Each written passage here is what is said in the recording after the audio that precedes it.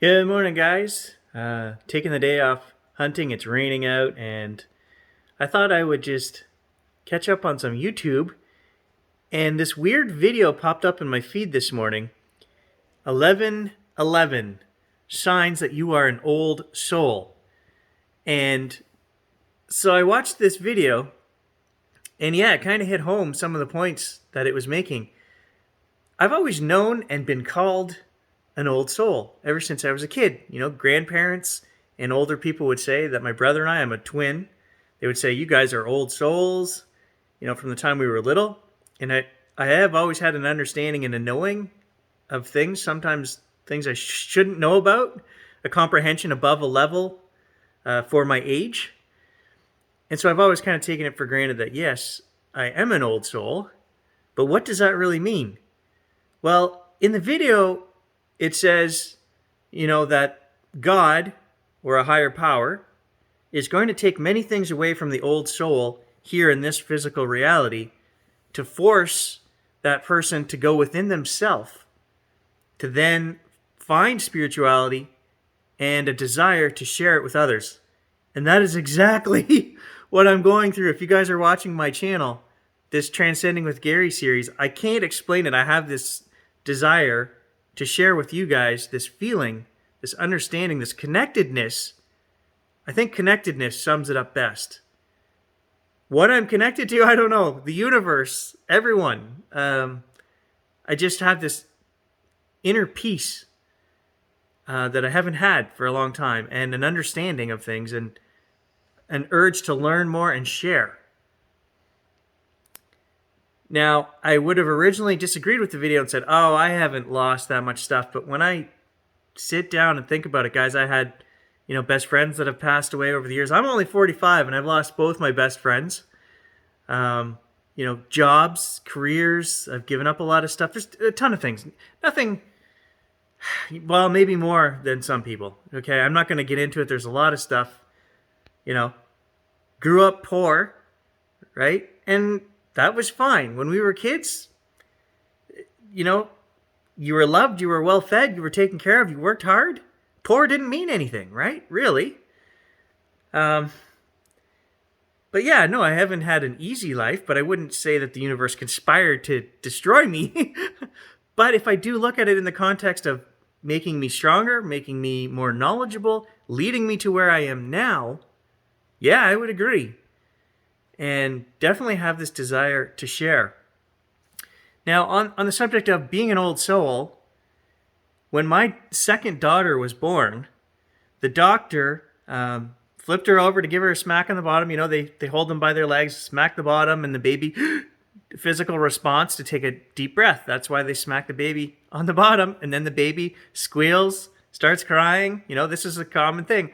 Well, my daughter, Kaylee, did not. She just opened her eyes, took a breath, looked at us like, what are you doing? Why did you do that to me? And the doctor started laughing, and she looked at us and she said, you have an old soul for a daughter. And that kind of reciprocated with me because I had always been called an old soul. So is this something that's passed on through generations to our children? And this doctor has delivered a lot of babies. She knows her stuff, and she said she knows an old soul when she sees one. I have a remembrance of a place in my mind. This is difficult for me to explain or put into words. I have never had a near-death experience to my knowledge. I did almost die when I was a child, about 2 years old. I had a very high fever. My aunt was babysitting me. She didn't have a ride to town. The medication that she was giving me wasn't working. And I actually went like comatose. And when my uncle got home from wherever he was, they rushed me into town to the hospital. They gave me whatever medicine, you know, babies received 40 years ago, and they saved me. Did I have a near-death experience? Not to my knowledge, but in my mind, I have a place that I have been visiting since I was a child. And I always thought when I was a kid that I had dreamed this, but I remember this place. I remember every detail. And I'm going to tell you guys, it kind of lines up with what people are talking about when they have an NDE, near-death experience, which I am fascinated with. Over the last 6 or 7 years, I have become fascinated with this idea of near-death experiences, and I have watched every video online. And this place that I go to, I can relate to what they're saying. For years, I thought it was just a dream. But the weird part was when I was a kid having this experience, and I've been there many times, well, half a dozen, I'm always an adult. I was always an adult, even as a kid. And I would know things that I shouldn't know. All my questions were answered when I was there. I can never remember when I woke up or when I thought back on these experiences. I can't remember what I was told. But I go to this place, which is a beautiful mountainside. And the light is a warm, diffused, glowing. The closest we get to it here in real Earth light is in the fall. When you get that muted sunlight that comes in the afternoon, and it's not the normal bright sunlight because of the angle of the Earth and the season that we're in, you get that diffused, muted, beautiful, warm light. Well, this place was filled with that. And there were aspen trees and swaying grasses, and the aspen trees, I've never seen any place like this on Earth. The colors were, everything was so yellow, the leaves. It's just an unreal place. That's why I thought it was somewhere that I dreamed. But I've been to this place many times. And that's the weird part. And I can remember every detail of what this thing looked like. I wish I could paint better than I can, because I would love to share what that place looks like, but I can't. It's in my mind. I just have to think about it and I can see it. And so I always wondered, maybe when I was a kid, did I have a near-death experience and this is the place I'm remembering? I don't know. It's not like a normal dream where it has faded over time, and I've dreamt it or daydreamed it more than once. And I say daydreamed, but it's not daydreamed. So we talked in an earlier video about Gary going to sleep at night, and as I'm falling asleep, or sometimes when I'm waking up, I have this weird body shaking. Now, some of you guys have said to me, astral projection. And no, I have not had time to do any research on this or read any books on this, but I know what the concept is, that you're leaving your body spiritually and going somewhere else. And I wonder, is that what I'm doing? Is that one of the places that I go when I've done this? Because I say dreamed, but I know I didn't dream it. I wasn't asleep. I was there and not been asleep. And to me, this is what I need to spend some time. A couple of you guys have mentioned Kundalini. I don't know what that is either. I haven't had any reading or research done into that field, but I know it's tied into astral projection somehow, and I need to do more research on that. But I'm wondering, these are all just random thoughts that Gary has in his head. And why I'm telling you about it, why I'm fascinated about it, is because I haven't done any reading about this. There's nothing that can be influencing the way I'm thinking about this, because I haven't read a book about it and said, oh, that's what I'm doing this. No, because I don't have that knowledge right now. I haven't researched it. I haven't learned about astral projection, how to do it, how to practice it, what happens when you do it. I don't know any of that. I'm just telling you what has happened to me, and maybe that's what I'm doing. Maybe, I don't know. If you don't do any of that stuff when you're astral projecting, then that's not what I'm doing. But honest to goodness, I shake. And I honestly think I'm not in my body when I do that. And I've been doing that since I was a little kid. The very first memory I have doing that, I was in a crib, guys. And I was out of a crib by 2. So I can remember that far back. Looking through the bars of the crib, seeing my brother's crib beside mine, and having that whole, feels like the bed is shaking, or in that instance, it felt like the crib was shaking. And I remember thinking as a child, and it's funny, I can remember the thought, why is the crib shaking? That's probably my earliest memory. Before that, I don't have any recollection of Gary, who is Gary, being an individual, being here. What is that? I think that is my first childhood memory, being about 2 years old, waking up in the crib. The crib is shaking, and then I got out. I climbed over. I could climb out of the crib at that point, and that was how that day started. I don't remember anything else that happened that day, but that is Gary's earliest memory. And I kind of equate that memory to waking up here on Earth, basically, because that is my earliest memory. Now, I have other childhood memories that are very similar in time frame. My parents going out on a date, and they took the skidoo. And we still lived. My father had one of those trailer homes while he was building his other house. I don't think he had even started building his other house yet. But that is where we lived. And so I know I was still, before I was 3, because I can time frame when we moved out of there. And my brother and I playing, mom and dad going for a skidoo ride to the, I think there's a vets club in the little town that we grew up in, which is like a Legion, okay? And they went to a dance or something, and someone came over to babysit us. I don't know who, but I remember playing with a box. Maybe it was just after Christmas because there was boxes from Christmas presents, and putting my head in the box and running around the floor, pushing it around, and me and Grant like playing bumper cars basically with boxes. Okay, and I know that we were under 3 because we moved out of that house at 3. Again, another super early remembrance from that time.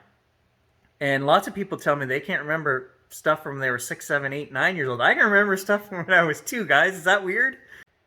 So the 11:11 for me, in the video that I watched, it said that, you know, this is a sign that you're connected and that you're chosen to share spirituality with the other people that are here. Well, when my friend Jim died, I was 18. His birthday was in November, and I want to say that it wasn't on Remembrance Day, but I could be wrong. It was very close, either a day or 2 before or after Remembrance Day, to my knowledge. And when he died, it was a couple of days before his birthday. And immediately after that, I started seeing 11:11. And ever since then, so it's been 25 years, all the time. I mean, there are large amounts of times that go by where I don't see 11:11, but when I stop and think about it, I get on a roll like this week hunting. 6 days out of 8 days in the bush, I look at my watch. Oh, what time is it? When do I got to go back and meet the guys at the truck? Oh, 11:11. The next day, oh, 11:11. And I'm not thinking, oh, I wonder if it's close to 11:11. You know, it just, there it is. And then there was another day I clicked the watch, I saw 12:12. So I always associate these times with people that have passed. And I pay attention to,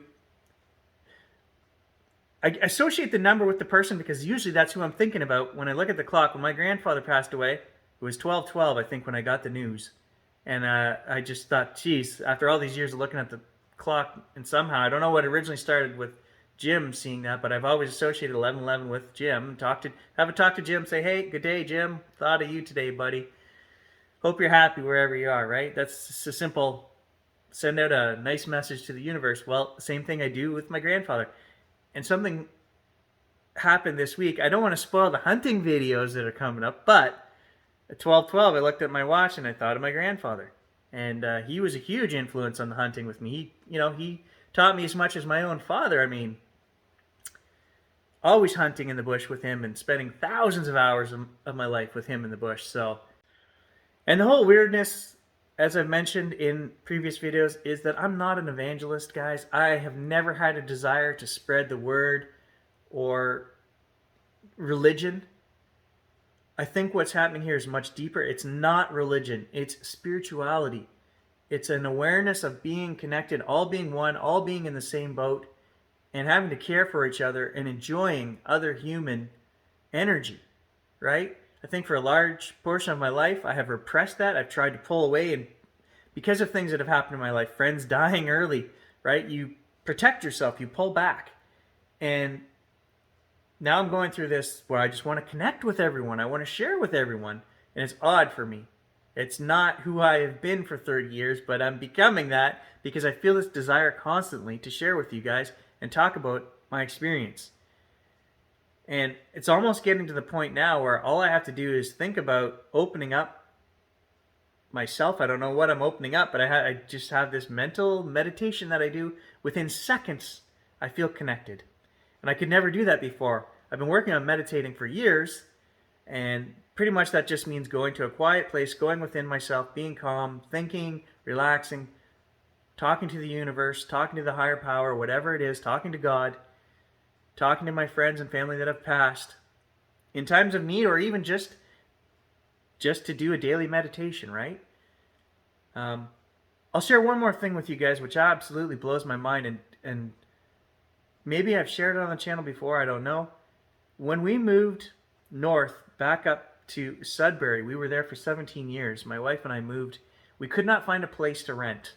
And we were driving up from Peterborough to Sudbury, 4-hour drive every weekend, looking for places. We would have a big list of places that were listed in the paper, back in the day, the internet wasn't what it is now, 20 years ago. And we would have a list from the paper, the newspaper, and we would have them all circled, and we're going to go here, here, here, and here. Well, we would get to Sudbury, the places would already be rented or gone. There were so many students moving up, the places were. So eventually we found through my father-in-law, oh, I know a fellow who rents a place, go see him. And we went, and this place was terrible. Now, the reason it was terrible, it was a little house. It was a nice 2-bedroom house, but the person living there had destroyed the yard. Full of old cars, tires, junk. The inside of the house was not maintained. Everything was wrecked. Broken walls had holes in them. They took a roller of paint with one color right up the living room wall. Oh, we don't like that color. And they just left it there. It was weird. The bathroom had this huge fungus thing growing on the light. It was disgusting. And we were like, oh my God. But the person was a friend of my father-in-law, and he said, look, guys, these guys are being evicted. I'm going to clean this all up. We're going to repaint everything. We're going to take every bit of junk out of the yard, and this is going to be an awesome little house for you guys to live in. And we had no choice. We agreed. And so that night when we left looking at that place, it was pouring rain, and we had agreed to rent this place. And I walked down the road, and I was just at probably the lowest low of my life, really, honestly, because I was leaving a job to come up here to nothing. My wife was starting a PhD up here. It was just a lot of unknowns. We didn't know, what are we doing? We're moving to this crummy neighborhood in this crappy house, and it was all we could afford. And we had to basically put our faith that this person was going to fix this house up as good as they said they were going to.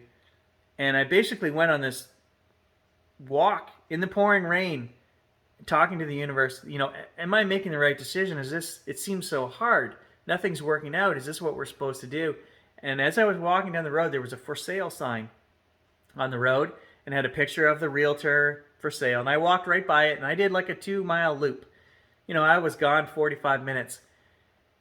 And my friend Jim, who died, when we met him in college, on his notebook, he had the words Carpe Diem, seize the day, written on his notebook. Okay, that was what conversation starter was between my brother and this guy Jim. What is that? What does that mean? And he said, seize the day. Always look for the opportunity, the best that you can find in a day, in yourself, others, whatever. And so I did this 2-hour walk in the pouring rain, asking the universe, is this the right decision? And when I walked back up the street to where we had parked the car, on the back of that realtor sign were the 2 words, and I couldn't see them when I walked by. Big orange letters, and all it said was Carpe Diem. Now, why that was on the back of a realtor sign, I don't know, and it was like getting smacked in the face. It was like Jim grabbed me by the shirt, smacked me, saying, of course, you're in the right place, you're doing the right thing. And from that moment on, I never questioned or doubted it. We moved into that little house. It was cleaned up. It was fantastic. We lived there for 8 years. We became pretty good friends with the guy who rented it to us. And after a year of living there, he said, you guys are so responsible and awesome. You're the best tenants I've ever had. He said, you guys can live here as long as you want. I will never raise the rent. And he didn't. We lived there at a very good price for the next 8 years. And when we moved out, he actually offered to sell us that little house. I always thought I should have bought that house. It would have been a great little rental property. I didn't do it. And it was an old 80, 90-year-old house. It had a lot of history. It was a great place. We had our first baby there. There was a lot of love in that house. And everything worked out the way it should have. And I received that message, I think, from the universe saying, don't worry about it, man. You're right where you need to be. So I think I've always had a connectedness. I know I've always had a weird connectedness that I can't put a finger on. I think I am an old soul.